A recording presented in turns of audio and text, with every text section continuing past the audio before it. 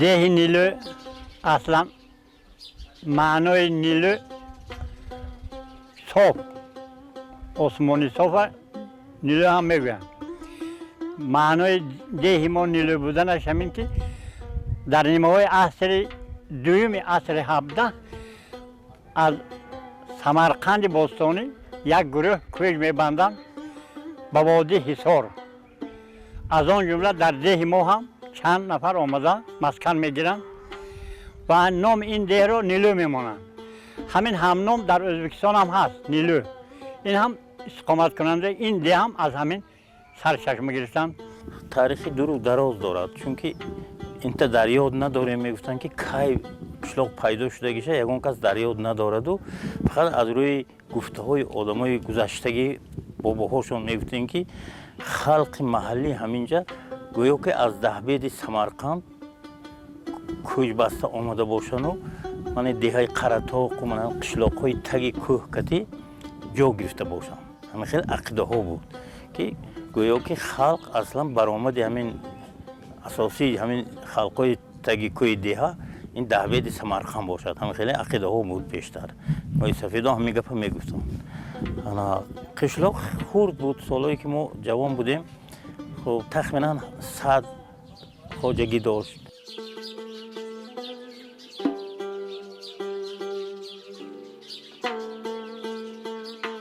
مچته ساخته هم مچته بعد چینو شنوندگی موسیقی که هم با میگفتن من نوکش گرفته استاد صادق حاج سبحان من نوکش گرفته همین بالاست برآمدم.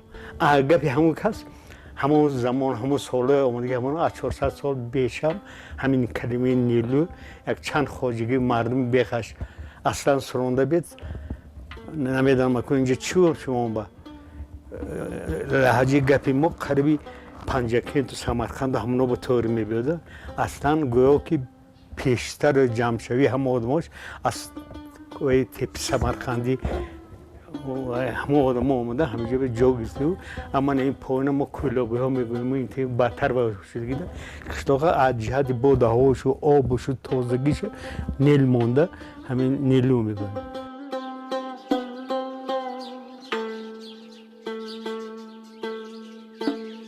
قشلاق ما قشلاق قدیمه هست. اگر کی بنیاشتگی اینجور هیچ کس نمیداند. قشلاق کهنه هست. من همه خشم میدونم که ما در همینجا کلان شدیم، تولد شدیم، در همینجا باور رسیدیم، در همینجا کار کردیم.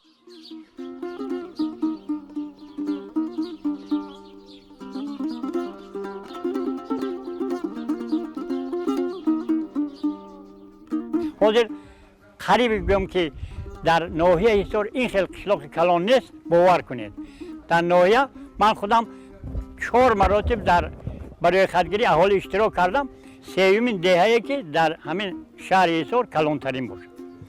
یکم اگر تویده باشد، دوم دربت، سوم دهه ما. قریب 7000 اهالی دارد.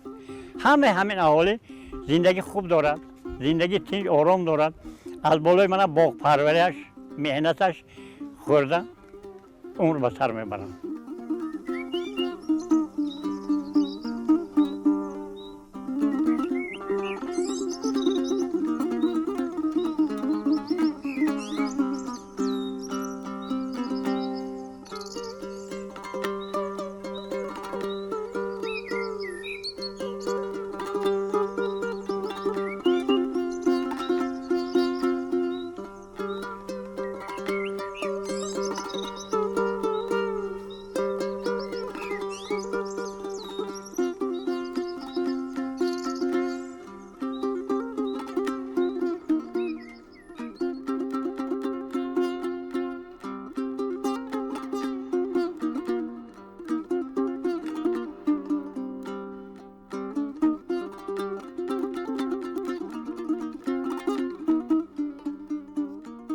خب نوع خونه مغازه ها خب انا مرکزی طبی خب با بعضی دیگر چیزهای دیگر موجود است که برای خلق نیلو خدمت کلان میکنند. در مکتب نیلو زیاده از 1000 نفر خواننده تحصیل میکنند که در یکی از مکتب‌های بهترین جمهوری هم حساب میشود، هم در شهر حصار بهترین مکتب حساب میشود که خب در ریتینگ همین ساله مکتب نیلو در جای دومی و جدول ریتینگ مکتب‌های جمهوری بود. قریب 10-12 نفر خواننده ها در المپیادهای جمهوریوی اشتراک کردند، صاحب جاهای یکم و دوم سوم شدند. خب بعد سال گذشته با دستگیری اهل دهه با دستگیری خلق دهه یک برای 600 نفر خواننده مکتب از حساب خود خلق ساختند که این یک خدمتی خیلی کلان برای نسل نورس بود. معلومات ولی در دهه ما بهت بسیارند. مردم زیاده از 2000 شخص حاضر معلومات ولی دارند، دیپلم داره همه. کادرای ما در تمام تاجیکستان است. حاضر زیاده از 1000 نفر مکتب خط هر سال میخونن. 3-4 صنف خط میکنن. قریب زیاده از 100 نفر هر سال خط کنندگان مکتب همه اینو معلومات عالی میگیرن.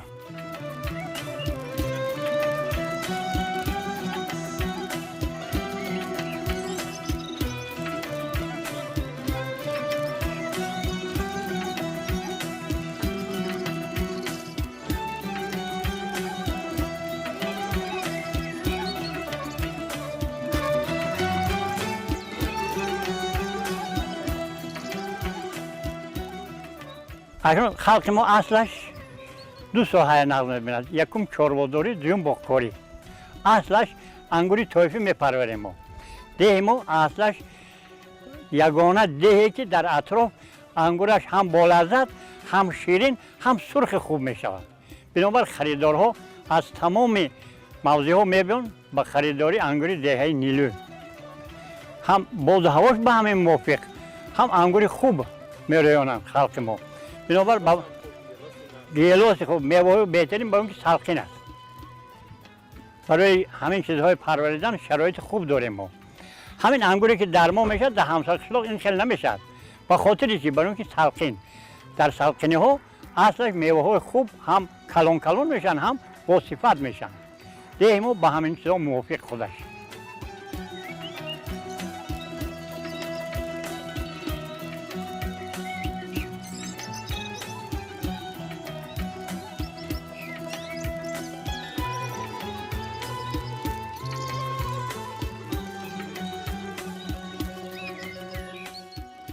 بایگریمون همین باغ، دهقانیمون همین باغ.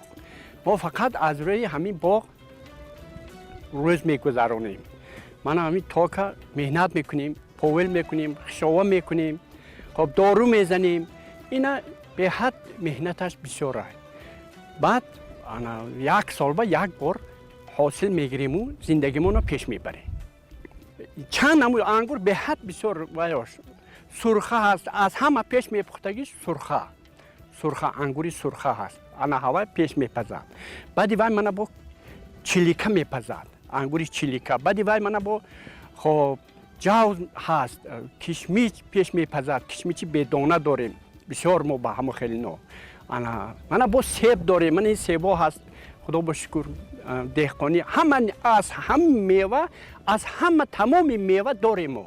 من همه خانم من نوشپوتی، این سیب، این سیبای زرد سرخ، همه چی هم زرد دولو من بینید. سیبای تاجیکی، سیبای خب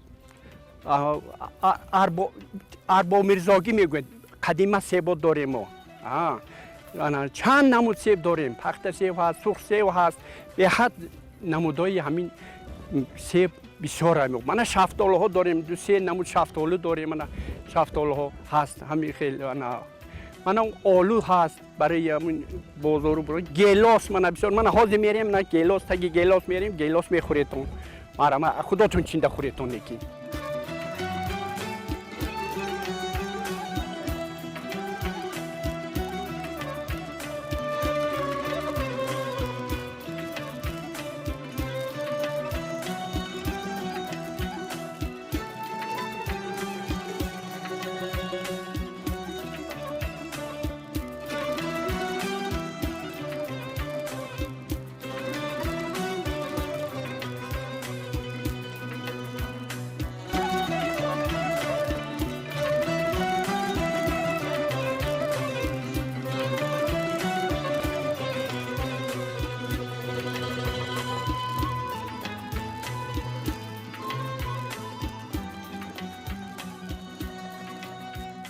این انگور طایفی اکا گلوکوزا دکتران میگن که اگر اهمی 1 کیلو خوری 1 گلوکوز الکل قوت دارد. انگور طایفی به حد با قوت است. اگر انگور جایی که انگور طایفی باشد اوقات هم در کار نیست. همه یک بریدهک نانو یک باغبان انگور گفته خورید اگر هوا که تاب بگه سیر میگرده. انگور به حد انگور طایفی با قوت است. اصلا باغ انگور جای یکم میگیرد، همه اول باغ انگور هست. این از زمانهایی که ما کودک بودیم همین انگور پروری بود. حاضر هم هست، اکنون حاضر یک چند مراتب زیادتر شده است. خب اکنون بیرون میبرن، از تاجیکستان بیرون میرند، مملکت خارجی راه میکنن. این محصولاتی یکمین درجه ما همین انگور است. خب همه اهل قشلاق ما این ساحه خوب میفهمد، خوب میداند، چیکار کردنش میداند، راههای بلند برداشتن حاصل میدانند. این شغل اولین دههای ما است. این زردال ها همین راه ها و قدای راه بشنوندن. اینا دوره هایی که خیلی سالا شد، سالهای جنگ های شهروندی بود. متخصص های رایون شنوندن که خلق استفاده برد. من اینها ریخت از دره ها، اینو بعدش پیوندی، بعدش به پیوند خودروی هم هستند. بین هست حاصل خوب میتیند.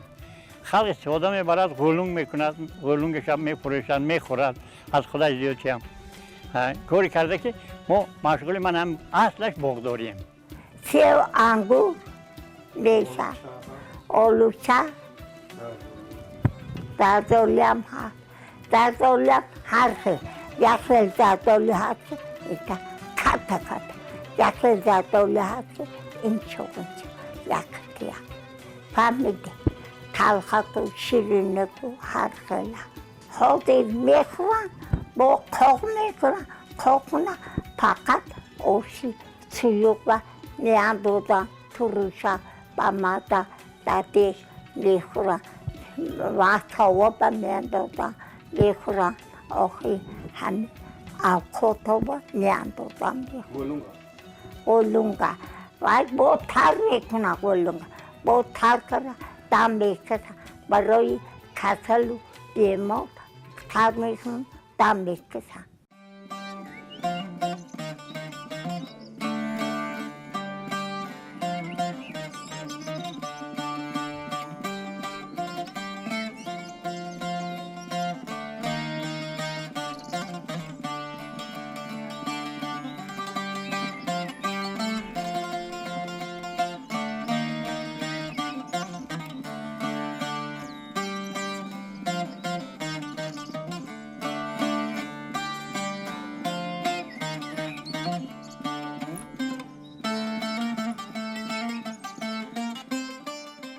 ما دیدیم ما همیشه به کاریدگیم اینا ترماه کاریدگیم. ترماه هم میگوید اینا.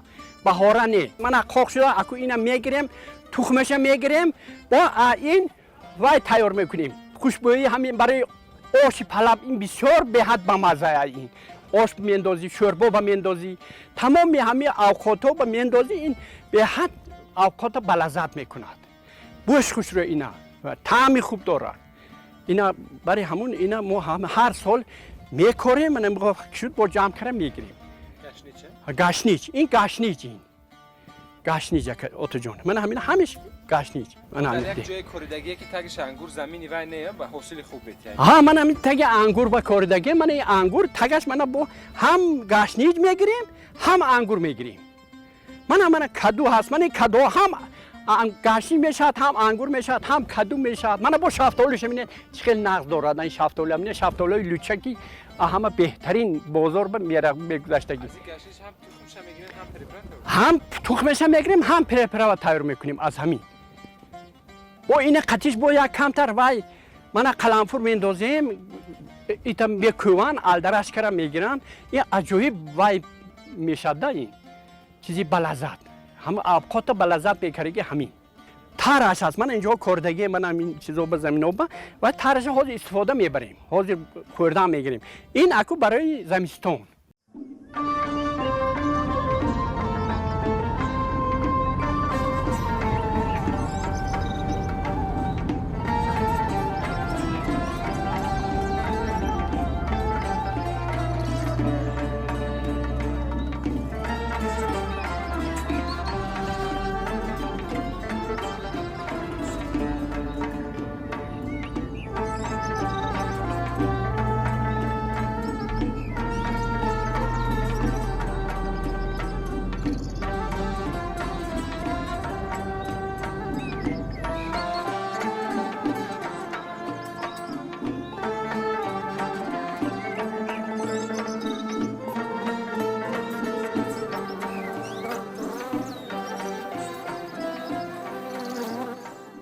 پدر که پیر شدن بعد بعضی رفیقای زنبور پرورشون باید دادن توصیه دادن که اگر همین باشه دیگه اون بچه‌ها تو باید سپرید.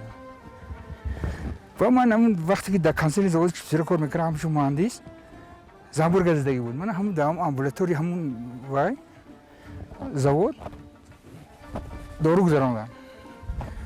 در مدت 2 سال من همین کار با ادپتاسیون شدم. مطابق شدم. اومدم زنبوری پدر نگاه میکردی شدم. از شغل دوست داشته شما؟ شغل دوست داشته من تمام چیز. با داریم تاگزارم خوشگی دهخانی هم داریم. از آن جمله با زنبور پروری هم مشغول هستیم. اما ما زنبور پروری کسبی نه. ما زنبور پروری هوسکار. هوسکار چقدر اولی زنبور دارد امروز؟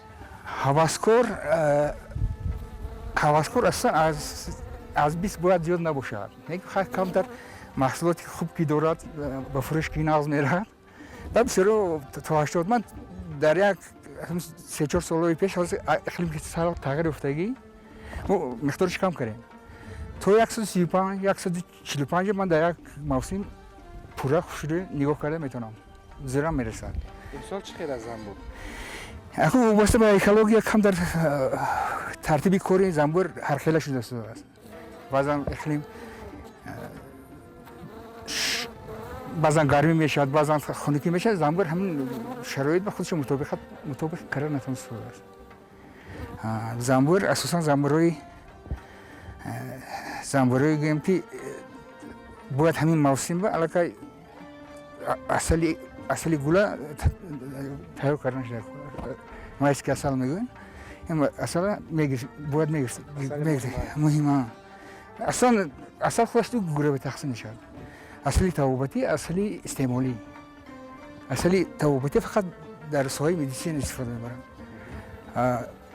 استعمالیش باشه اگر این استعمالیش برای من تهیه کردن هر گونه محصولاتی با اصل تیار میشه. من کاندیتری خب وضع آمیخته‌ای با دیگر میوه اینا هم کارموای میگن. اصلا ما پیشتر اصلی به میگفتیم اصلی گلی اصلی از گل شیره میگفتگیشه توابتی استفاده می‌بردم و پیشتر که پخته بسیار بود پخته دیوم موسمی میگفتگی اصلی خوراکی میگفتم از پخته گرفته میشد برای خوردن سحر منم چای و وقتی وقتی میگفتن اگه ترتیبش این زنبور بسیار چیزی نازک خودش. چی نازکی دارد؟ نازکیش همین که اگر بگیم که از روی خواندگی خودمون بگیم که مثلا همون علمای مشهور جهان که در همین سایه زنبور تحقیقات گذراندگان برای با آخر آموختگی نیستن همینا. آموخته نتوانستن. چون اینا یک نظامی دارد که این نظام در یگان نه در آدمی ذات هستن این چیز نه در حیوانات هستن. اینا یک تنظیم نقض نظام دارن. اینا تازگی هم دست میدارن با آدم با انسان هم اطاعت نمیکنن. انسان از خفا این میدود اساسا. اینا باید تفنم دیدن در کار که هم زنبور مقصد چی مقصد دارن. وابسته به هم مقصد ما شرایط مهیا کردیم در کار.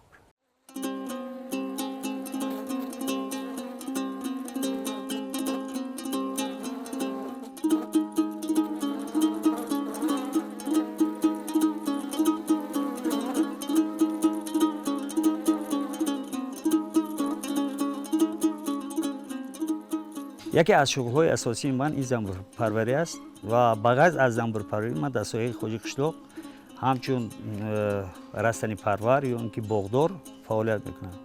زنبور اصل این خصلت‌های به نهایت خوبی طبابتی دارد، خصلت‌های تربیوی دارد، خصلت‌های دارد که انسانیت میتواند از روی رفت زندگی زنبور در زندگی خودش راه یابد. منبع اساسی زنبور اصل به نهایت زیاد است که امروز گرد گل فایده میکنه، اصل فایده میکنه، امروز ما علاقه موم فایده میکنیم. دیگر نمودی موادهای زنبور اصل هست که درآمد اساسی عائله ما رو تشکیل میکنه. در دهات در همین دهه ما به نهایت شخصای مسئولی هستند که به واسطه با زنبور سر و کار دارن و همچنین نامزد علم سایه زنبور پروری мана Камолдин Зубайдов ки имрӯз мо ҳамчун устоз қабул кардем ва шогирд ҳам бошад дар соҳаи занбурпарварӣ барои мо устоз ҳастанд. мо аз вай бисёр маслиҳатҳо мегирем ва дар парвариш кардани занбур бисёр хислатҳои корӣ ана ҳамин занбуру омӯзиши парвариши занбурро аз ҳамон кас меомӯзем. барое ки як занбур ҳосилнокӣ нағз диҳад, занбур барои ҳосилнокӣ нағз доданаш аввал модар занбури хушсифат буданаш дагор, хушзод буданаш дагор. дуюм қутии хуб буданаш дагор. васеъ бошад бояд ё танг набошад? вобаста ба миқдори занбур. баъд рамкаи хуб доштанаш дагор. баъд ҷои асалҷои хуб буданаш дагор. агар ҳамаи шароит бошад дар як мавсим аз як қуту чӣ қадар асал гирифта мумкин? 18-20 ба ҳисоб меояд гирифта мумкин аст. як маротиба? як маротиба гирифта мешавад.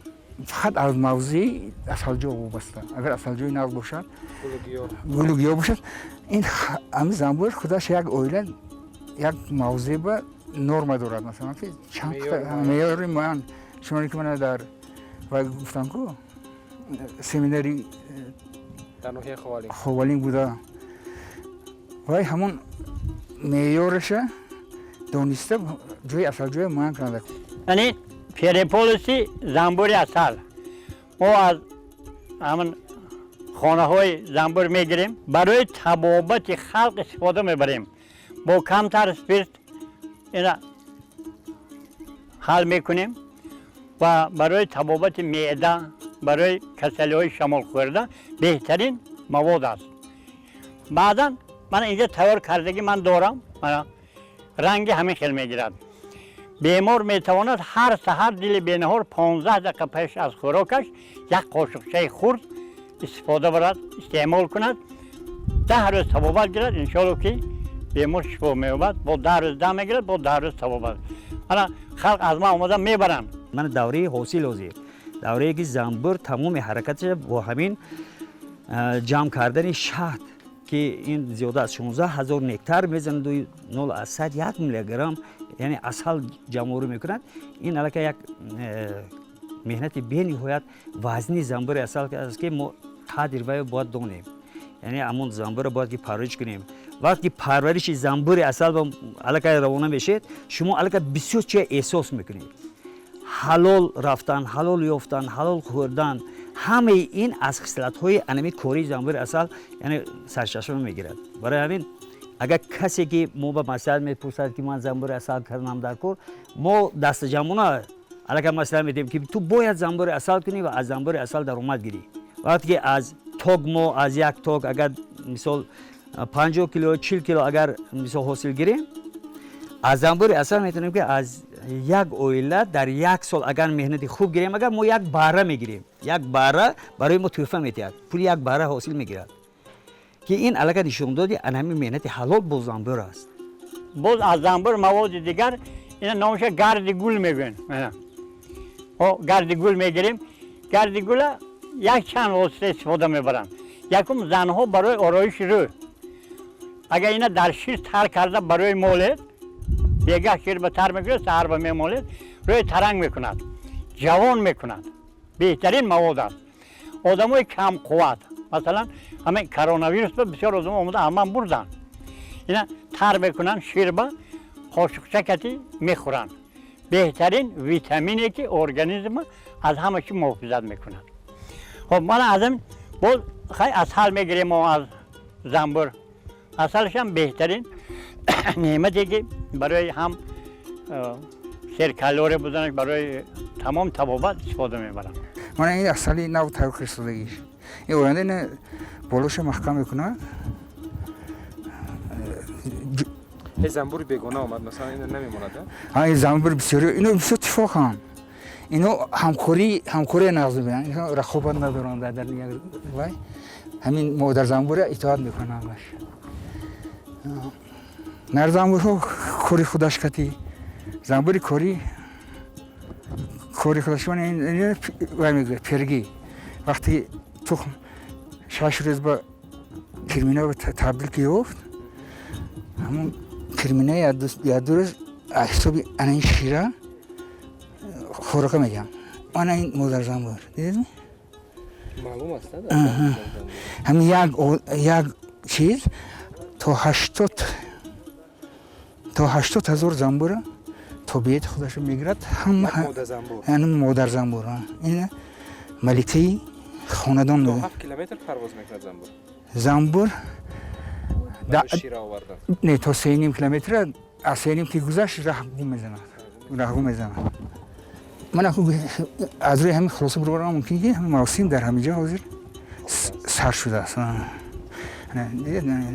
پیشت کاری می‌کنه نه سر شده انا بعضی که در اون کنفرانس نشان دادن و من اونجا تا اینجا سر شدگی منطقه همه چیزی که چروی از طرف جنوب اوستا میبرد اینا همه اوستا میبرد خودش تامین میکنه و ترتیبی وای دارد ماندن چرچوبه ها اصلا در نوبت اول چرچوبه سیاه مانده میشد برای چی؟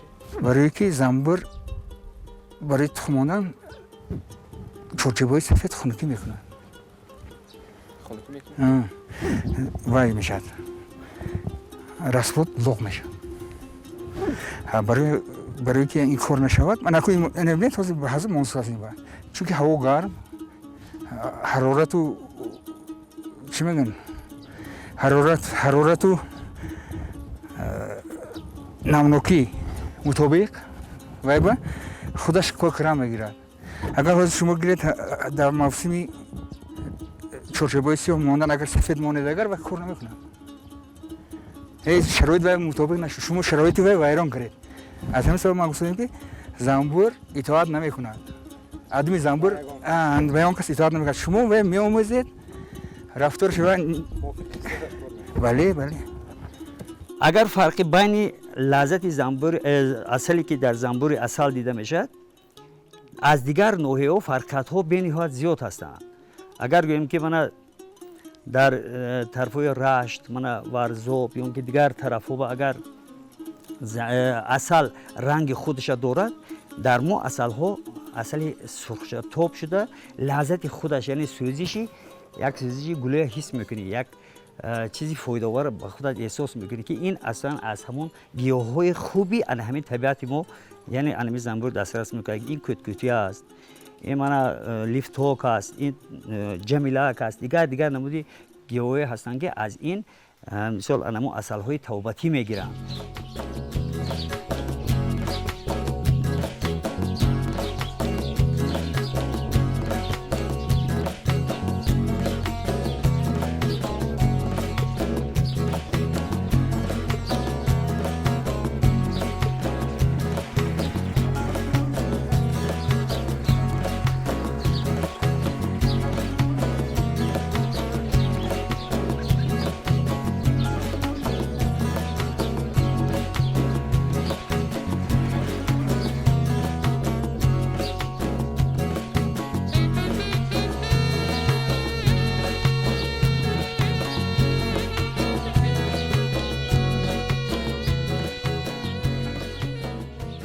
این شفتولو خوان این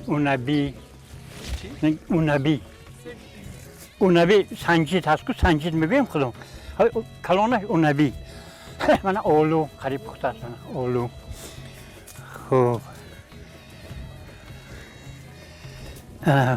کدو من کدی اینجا لوبی چند نمود لوبی سفیدک سرخک خب من اینجا با من درختایی که در اطراف این شنوندیم میوه‌های خوب داره من معلوم است لوبی اصلا برای پوره کردن مغز سر لوبی اگر فرزنده به تیز ذهنی تیز پیدا میکند و هم مغز سر پوره میکند دانگی ها اومن همش قریب هم خیلی این نگاه بینش دشوار نیست؟ نه نگاه بین فقط شنونه دو من هم خیلی خوده زند بینید که یک دانه لوبی یک دانه لوبی میتوند 1000 لوبی بندد یک ابیخ یک تا میبرد اینا بینید 1000 تا میبندد پس حاصلتون 10 چند میشه میتونید 1 کیلو شما 100 کیلو کنید داخل اینا بینید معلوم کو همین لوبی میشد همین لوبی میشد یک نمودی لوبی است دو نمود سفیدک و سرخک با هستن لوبی هایی که خیلی بلند نمیشن زمینه که هم پس او بله این نموش هم این نموش شیر حاصل تره برای اینکه در از یک دانه میتونه 100 دانه گیرید شما کی حاصلش تیار میشه؟ بعد یک ماه تیار میشه بعد 15-20 روز من همینا اوجه تیار حاصل علیکه ما خورساده مینه کبوتر کشه من برای آش بریده و همین چیزا زنکو میشن استفاده بکرساده ما انا همین خیلی این گلاس؟ این آلوچه همه آلوچه گیبرید این عجایب بود آلوچه نخورده بینه عینه ما با شیرین بود آلوچهش ما مثل گلاس ها مثل زربایی آره آلوچه با تناشه نه آلوچه گیبریدین تروش نمیاد اوی گذاشته تروش هم نه شیرین نه این عجایب بود اینا اینقدر بلازت بودن و اینقدر کلان شدن این از باد هوا مبستگی داره باد هوا شرایط خب من گفتم که همین انگوری که دمو میشود کفتازو من نمیشه دلکای مانند ما سرخ نمیشه من نوحه لیلی کار میکردم از همینجا تاک بردم انگور و ها شنوندن همونجا حاصل بس سفید گفتن تو ما فریب کردی من فریب نکردیم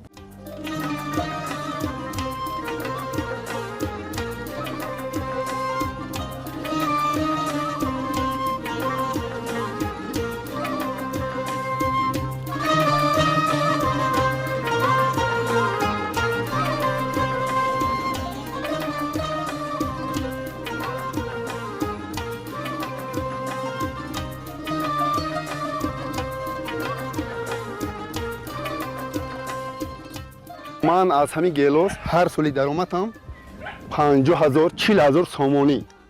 او درخت بسیاری ندارم 200 درخت دارم که ماید کلام انا هر سالی 100 درخت نهال گلاس با میفروشم پیوندیشا دخترچه هم یاد بگم دخترچه هم بفروشد بعد پیام میکند من خودم میفروشم کنده این همین گلاس هر سالی با اخیرون من میفروشم خیلی من مهنت با استوگی هم کار میکنم لیکن وقتی گلاس شد استوگی را بس میکنم ایدمی دهقانی سر میکنم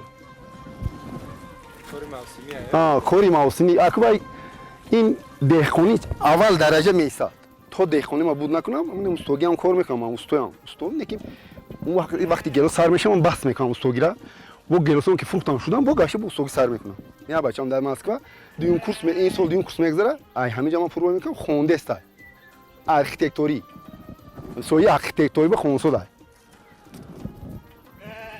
пули ҳами гелос ҳами меҳнати гелос худо ба шукр о ҳам гӯё ки ман вақташ ба тока канда току сева канда гелос кардам июл ба мо то ним шаб метавонем ки гелосро фурӯшем то ҳам вақта баре ки ҷои мо салқинай ман набине доли хушрӯи растагӣ нест ҳами гелос хушрӯи растагӣ нест камтар сурхчатов ҳастай баре ки оли бари растани 2 ҳафта 3 ҳафта дига дар кор دخترچه من پیوند یاد دادم پیوند یک بار نشوندم که همین خیلی پیوند کو اوجه کرگه وزی هیچ نماشه 50 تا زیاد پیوند کرگه ای خودش گرفتگی عین خودم کرگی دیگه این خودم هم هست گرفتگی هر سالی 100 درخت پیوندی میفروشم با هر کی اومده 10 تا 15 تا 5 تا میخرد اینا گلوس انا نکی گلوسی هم خیلی کات کاتای خیلی مایده و نیست من اولوچه باید پیام میکنم همین اولوچه من گلوس به کرگه هستم گلوس عمری دراز نداره گلوس میکنی که عمری دراز نبوده است